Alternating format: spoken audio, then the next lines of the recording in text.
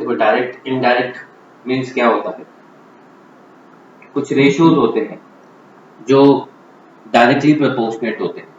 मतलब अगर एक वैल्यू को बढ़ाते हो तो दूसरी वैल्यू भी बढ़ती है। कुछ ऐसा बता सकते हैं जैसे हम बोले कि एक पर्टिकुलर चीज को इंक्रीज किया तो दूसरी भी बढ़ेगी।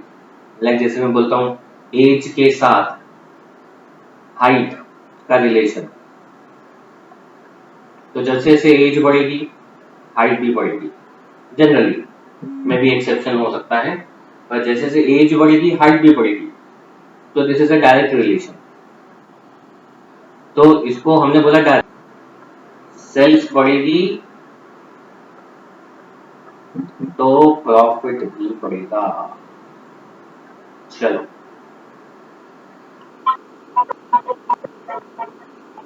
बहुत बढ़िया, जीडीपी बढ़ेगी तो ग्रोथ भी बढ़ेगी, इकोनॉमिक ग्रोथ।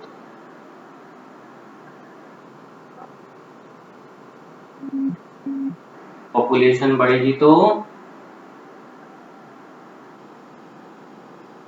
हार्वेस्ट बढ़ाना पड़ेगा, मतलब क्रॉप का यील्ड, आउटपुट जो है, यील्ड जो है क्रॉप का, वो भी इंक्रीज करना पड़ेगा हमें। तो ये कुछ डायरेक्ट प्रपोर्शन हुए। ऐसे ही एक आता है इनडायरेक्ट प्रपोर्शन। ये जो मैंने भी बताया ये सब कैसे थे, डायरेक्ट प्रपोर्शन। अभी हम देखते हैं कुछ इनडायरेक्ट प्रपोर्शन, मतलब एक को आप इंक्रीज करो तो दूसरा डिक्रीज होगा। इनडायरेक्ट प्रपोर्शन सोचिए जरा इस पे कि ऐसी कोई चीज कि जिसको बढ़ाने से, एक को बढ़ाने से दूसरा कम होता जाए। स्पीड एंड टाइम, बहुत बढ़िया। अगर आपने स्पीड को बढ़ाया तो टाइम कम होगा। हाँ, और डिमांड एंड प्राइस, डिमांड बढ़ेगी तो क्या होगा,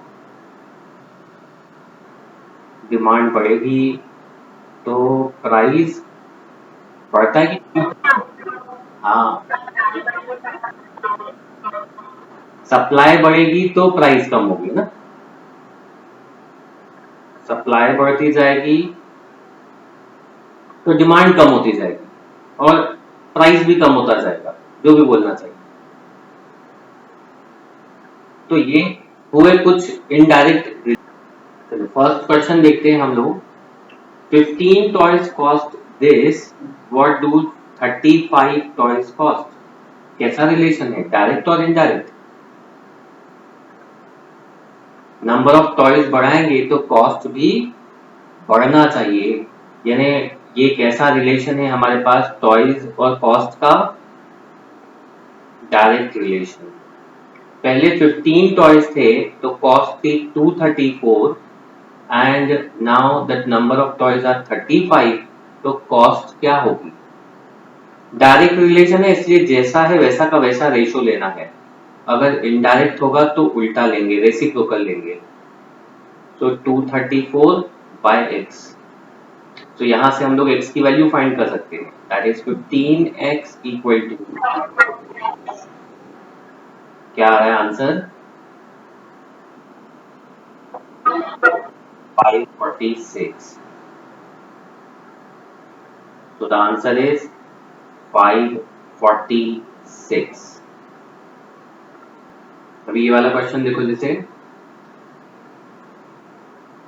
36 men can do a piece of work in 25 hours. How many hours will 15 men to do it? Men and working hours के बीच का रिलेशन देखें तो कैसा है, मेन बढ़ाएंगे, ऑब्वियस बात है वर्किंग आवर्स कम होंगे, नंबर ऑफ आवर्स कम लगेंगे एक वर्क को करने में। पहले 36 मेन थे, 25 आवर्स लगते थे, अब 15 मेन हो गए तो कितने आवर्स लगेंगे, हमें ये फाइंड करना है। तो 36 बाय 15। एक और चीज ध्यान रखना कि जो अननोन है, अननोन को हमेशा डायरेक्ट रिलेशन लेना है, अननोन को हमेशा डायरेक्ट रिलेशन लेना है और उससे सम को कंपेयर करना है। मतलब आर्स या मेन से आर्स कैसा भी ले लो, हमें पता है कि अगर हमने नंबर ऑफ मेन को इंक्रीज किया तो नंबर ऑफ आवर्स डिक्रीज होंगे। वैसा चलना है वैसा भी चलने दो, कोई प्रॉब्लम नहीं है। नंबर ऑफ मेन इंक्रीज किए, नंबर ऑफ आवर्स डिक्रीज होंगे। तो ये आ गए 36/15 इक्वल टू, ये रेसिप्रोकल चल रहा है मतलब इनवर्स रिलेशन है, तो आपको उसको उल्टा लिखना पड़ेगा। 25/x नहीं लिखना, इसको x/25 लिखना। एक को बढ़ाते तो दूसरा कम होता है, यानी x आ गया हमारे पास 25 इंटू 36/15। तो the answer is 60, answer is 60 hours. इसमें क्या गिवन है? 6 men, if the wages of 6 men for 15 days be rupees this, then find the wages of 9 men for 12 days। पहले तो हमें जो जो चीजें गिवन है उनको ऐसा कॉलम वाइज लिख लेते हैं, wages, main and days. Now wages for 6 men 15 days is 2100। 9 men 12 days के लिए ये फाइंड करना है। तो जैसा मैंने बोला, इसको हमेशा डायरेक्ट रखो, ऐसा ये जैसा एरो लगा रहा हूँ वैसा ही मैं रेशो लूंगा अभी यहाँ पर, इससे और क्लियर हो जाएगा। तो जैसा एरो वैसा ही रेशो। अब वेजेस के साथ मेन का रिलेशन देखें, नंबर ऑफ मेन बढ़ाएंगे तो वेजेस पे क्या इफेक्ट पड़ेगा, डायरेक्ट होगा कि इनडायरेक्ट होगा? वेजेस डायरेक्ट, मतलब नंबर ऑफ मेन बढ़ेंगे तो वेजेस भी बढ़ानी पड़ेंगी, इसलिए जैसा इसका एरो जा रहा है वैसे ही इसका भी एरो लगा दो। अब अगर हमने नंबर ऑफ डेज बढ़ा है तो वेजेस का क्या रिलेशन होगा, या वेजेस और डेज का टू एंड फ्रो कैसे भी चल सकते हैं। ऑब्वियस बात है, वर्किंग डेज बढ़ाएंगे तो वेजेस भी बढ़ानी पड़ेंगी, यानी इसका रिलेशन भी डायरेक्ट है, तो सबका एरो एक जैसा आता है। एक को बढ़ाने से दूसरा बढ़ रहा है तो सेम एरो लगाना है, अगर उल्टा जा रहा है, रिवर्स जा रहा है तो आपको रिवर्स एरो लगाना है। नाउ जो भी अननोन है उसको इक्वल्स टू के लेफ्ट साइड पे रख लो, बाकी सबको राइट साइड पे रख दो, उनका जैसा भी रिलेशन है। तो 6/9 इंटू 15/12, ये कैंसिल हो गया, ये भी कैंसिल करके देखो 5 टाइम्स में। नाउ डिनोमिनेटर में आ गया 6 and 5। 2100/x equal to 5/6, so x is 2100 into 6 upon 5। तो कैंसिल करते हैं हम लोग, क्या मिलेगा हमें, 420 into 6, so the answer is 2520। ये आंसर आ गया हमारा। देखो क्या है क्वेश्चन में, पहले तो हम लोग ये रीड कर लें। 20 men can build a wall, wall का लेंथ दिया है इसलिए वॉल की जगह मैं लेंथ लिख रहा हूं, इन 6 days। क्वेश्चन जो जैसे से रीड करते जाओ लिखते जाओ, टाइम सेव करना है। 20 men 35 metre 6 days। What length of similar can be built by 56 men in 3 days? 56 men 3 days में कितना लेंथ बना सकते हैं? तो मैंने जैसा बताया, हमेशा अननोन को हम डायरेक्ट लेके चलते हैं अभी, और फिर मेन और लेंथ का रिलेशन देखते हैं। नंबर ऑफ मेन इंक्रीज करने से लेंथ पर क्या इफेक्ट पड़ेगा, नंबर ऑफ मेन इंक्रीज करने से लेंथ पे क्या इफेक्ट पड़ेगा, इंक्रीज होगी। So the relation is direct. Now number of days अगर बढ़ाए, मतलब लेंथ अगर बढ़ गई तो डेज पे क्या इफेक्ट पड़ेगा, वॉल की लेंथ बढ़ानी है हमें, तो ऑब्वियस बात है डेज भी बढ़ेंगे या कम होंगे, बढ़ेंगे ना। अगर आपको ज्यादा लेंथ बनानी है तो डेज भी बढ़ने चाहिए, ठीक है। इसके साथ ही रिलेशन देखना है सबका, अननोन के साथ रिलेशन नहीं। हमें आगे देखिए, इसको मैंने जैसा बताया था, जो भी अननोन है उसको लेफ्ट साइड पे रखो, इक्वल्स टू में जितने भी नोन वैल्यूज है उनको जैसा एरो लगाया तुम लोगों ने, इनवर्स रिलेशन है तो रिवर्स लिख देना है। कैंसिल करते हैं हम लोग, क्या आ रहा है 40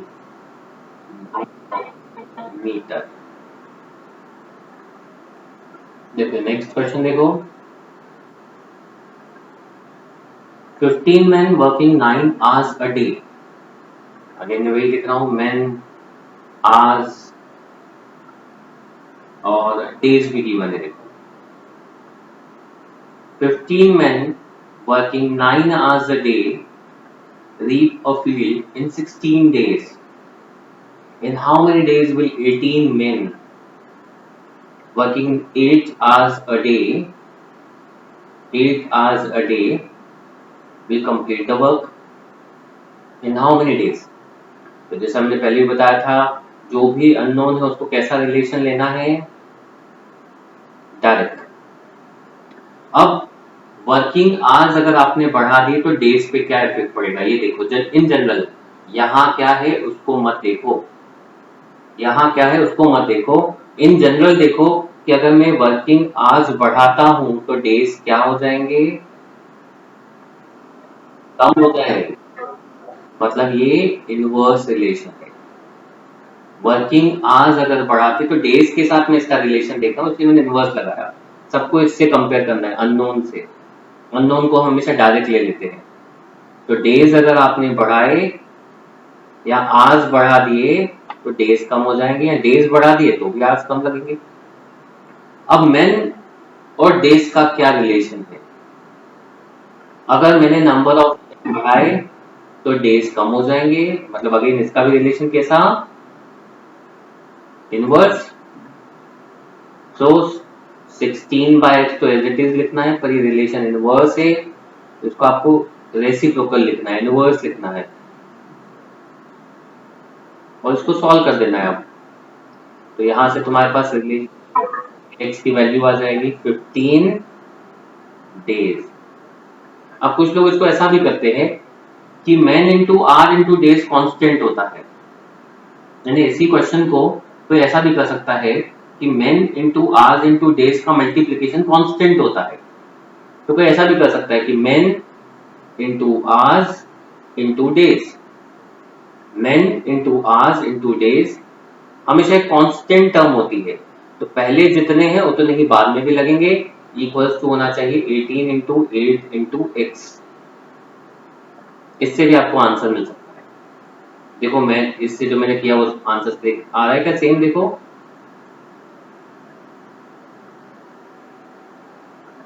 आ रहा है देखो 15, मतलब मेन डेज जो है वो हमेशा कांस्टेंट रहते हैं। मेन आवर्स डेज का मल्टीप्लिकेशन या मेन इनटू डेज का मल्टीप्लिकेशन हमेशा कांस्टेंट रहता है। कहीं कहीं हम इस कंसेप्ट को भी यूज करेंगे, मेन आवर्स डेज मल्टीप्लिकेशन हमेशा एक कांस्टेंट टर्म मिलेगा। डाउट बच्चों किसी को? 9 engine consume 24 metric tons of coal. इसका रिलेशन थोड़ा समझना। इंजन्स के बारे में बोला है, number of engines 9, consumption that is coal consumption 24 metric tonne. Coal की जगह मैं इसको कंजम्पशन लिखूं या जो भी तुम्हें इजी लगे, समझने में आसानी हो। कंजम्पशन क्या है हमारा 24 टन्स का। Working 8 hours a day, 8 hours a day. How much coal will be required for 8 engines running 13 hours a day? Consumption, coal consumption बताना है कितना होगा। तो सबसे पहले तो हमें इसको लेना है डायरेक्ट। क्या होगा अगर हम नंबर ऑफ आवर्स को बढ़ा दे तो कंजम्पशन पे क्या इफेक्ट पड़ेगा, number of hours of engine बढ़ा दे, ज्यादा टाइम के लिए अगर आप इंजन को यूज करोगे तो कोल का कंजम्पशन बढ़ जाएगा।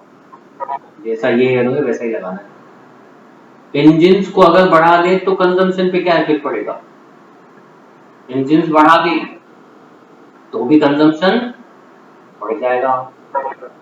24/x इक्वल टू आ जाएगा 9/8 इंटू 8/13। तो यहाँ से x की वैल्यू आ जाएगी हमारे पास 24 इंटू 13/8। ये पॉइंट में आंसर। देखो इसी में एक और चीज दी है, it being given that 3 engine of former type consume as much as 4 engine of latter type. ये इनकी एफिशिएंसी है, ये इनकी एफिशिएंसी है, तो हम इसको भी ले लेते हैं यहाँ पर। एक और चीज दी इन्होंने, efficiency, efficiency of engine. 3 engine of former type consume as much as 4 engine of latter type. मतलब पहले वाले 3 इंजन जो है इतना कंज्यूम करते हैं, अब 4 इंजन जो है इतना कंज्यूम करते हैं। ये एफिशिएंसी बढ़ती है तो कंजम्पशन तो क्या होना चाहिए, कम होना चाहिए ना। इंजन हमारे मोर एफिशिएंट हो रहे हैं। पहले 3 इंजन जो पेट्रोल ले जाते थे, अब 4 इंजन उसमें काम कर रहे हैं। दैट मीन्स एफिशिएंसी बढ़ने से कंजम्पशन कम होगा। तो इनटू में 4/3 भी आएगा। ये क्लियर हुआ सबको, एफिशिएंसी और कंजम्पशन वाला रिलेशन?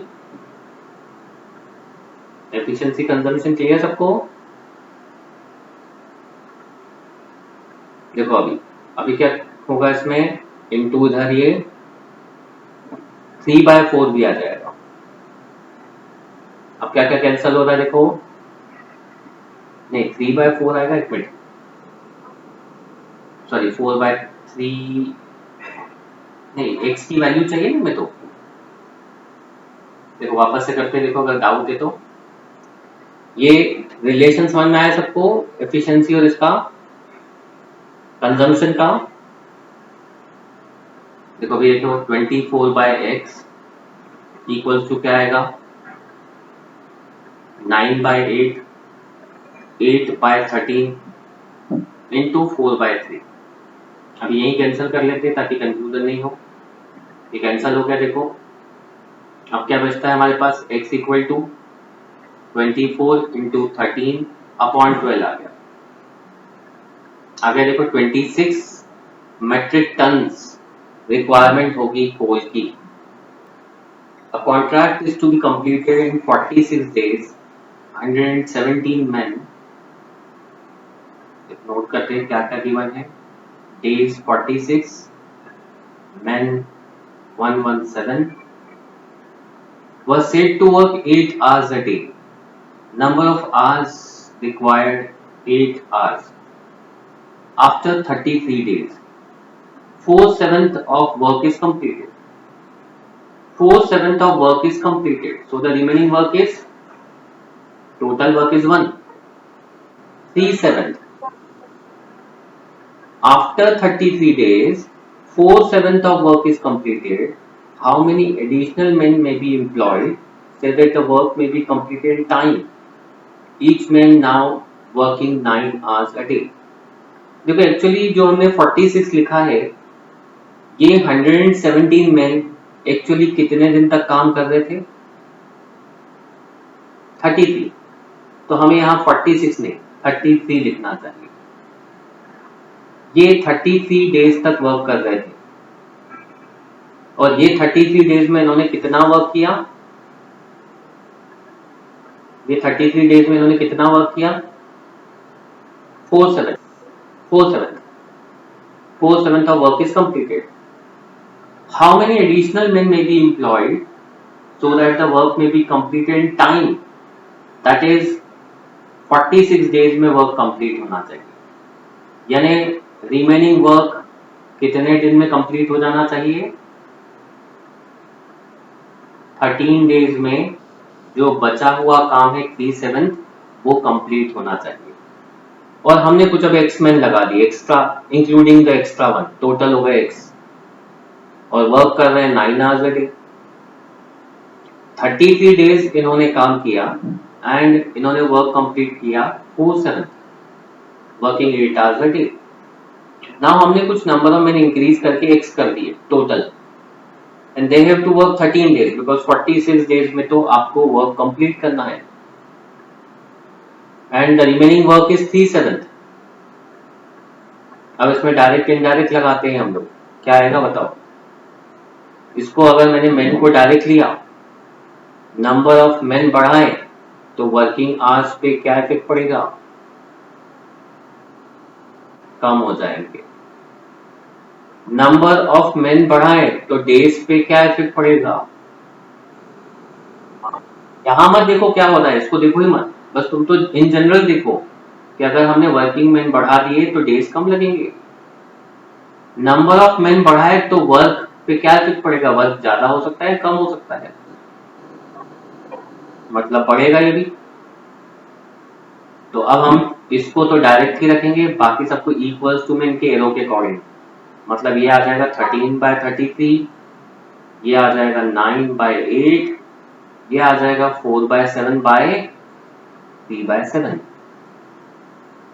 इसको आगे कंटिन्यू करके देखो।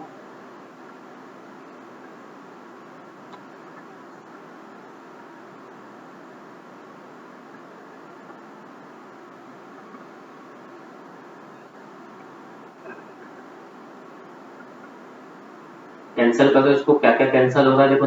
9 से ये कैंसिल, 13/11, 3/8, 4/7 इंटू ये 7/3, 7 7 cancel, 3 3 cancel, 4 to the 8. So x is 117 into 11 into 2/13. So the answer is 2286. Answer sorry, ये 9 आएगा, 9 आएगा, 9 आएगा, 198 total workers. So 198 minus initially कितने वर्कर्स लगाए थे हमने? 117. So the extra workers employed are, how many workers are extra? 81. 81 workers are employed extra. बहुत ही important question है, बहुत इंपॉर्टेंट, समझना इस क्वेश्चन को। बहुत से एग्जाम में ये क्वेश्चन इस टाइप में आया है, तो इस टाइप के बहुत से क्वेश्चन तुमने देखे हैं एग्जाम्स में, तो ध्यान से समझना इसको। A garrison has 3,300 men had provision for 32 days. मतलब कुछ लोगों के फूड सप्लाई करते हैं 3,300 men को 32 डेज तक, और इतना ग्राम, वो ग्राम है, पर हेड पर डे सप्लाई करते हैं। At the end of 7 days, a reinforcement arrives, and it was for that the provision will last 17 days more. When given at the rate of 825 grams per head, what is the strength of reinforcement? कुछ extra लोग आ गए, और पहले तो इन लोगों ने जो था 7 दिन तक तो यूज किया इसको, लेकिन अब 17 डेज एक्स्ट्रा चला, बस जो चलना चाहिए था एक्चुअली 32 डेज, जो एक्चुअली चलना चाहिए था 32 डेज, अब वो 17 डेज एक्स्ट्रा चला।